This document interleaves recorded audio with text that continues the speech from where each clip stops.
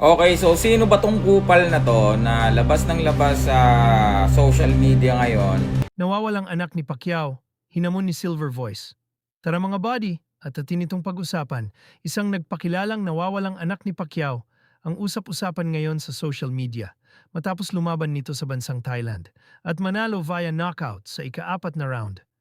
Sino nga ba ito? Siya lang naman si Lemuel De Barbo, isa siyang undefeated na lumalaban sa professional boxing.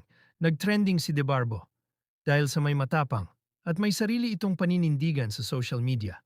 Makailang beses na nga nitong pinagta-trash talk ang dalawang anak ni Pacquiao, pero sa gitna ng kanyang pangmamaliit kay Eman at Jemuel ay hindi nagatubiling banatan siya ni Silver Voice sa social media.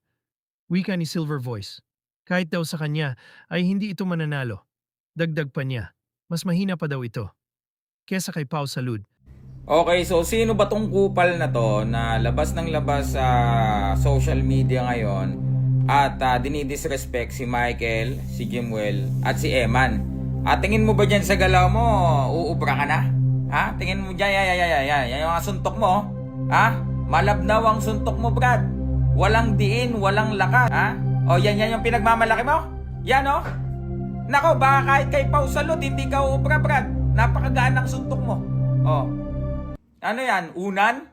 Yan na yon? O, magkano bayad mo dyan? Sa tatang na yan. Pero kung ganyan ang suntok mo, nako, sinasabi ko sa'yo, Brad, kahit sa akin, hindi ka tatagos, Brad. O, kung talagang may arit ka, anong pangalan nito? Wala akong pakialam kung sino ka, hindi ka naman sikat. O, pumunta ka dito. Sige, kahit ako muna. Kung tatagos ka sa akin, sige. O, ayusin natin kung papalagan ka nila Eman, nila Jemuel, o kaya lang si Michael, counselor na yun eh. Samantala mga buddy, grabe ang pangbabatikos ni De Barbo kay Eman Bacosa dahil sa pahayag niya ay malabo daw na manalo sa kanya. Itong si Eman Bacosa, mas malabo pa daw.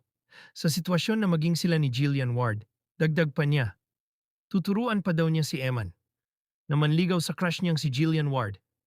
Pero luluhod daw muna siya. Ano ang masasabi niyo dito mga buddy? Samantala mga buddy, 8th Division legendary Manny Pacquiao, ipinakita ang malupit niya na galaw sa basketball.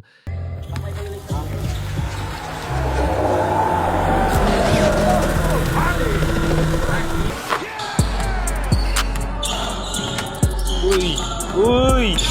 Step back. Nice goal. Nice ball. Nice. Buzz Buddy Pacquiao. Uy!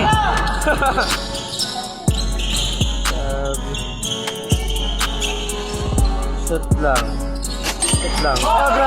Hindi lang pala sa boxing may ibubuga si Manny Pacquiao, pati pala sa basketball ay may talent ito.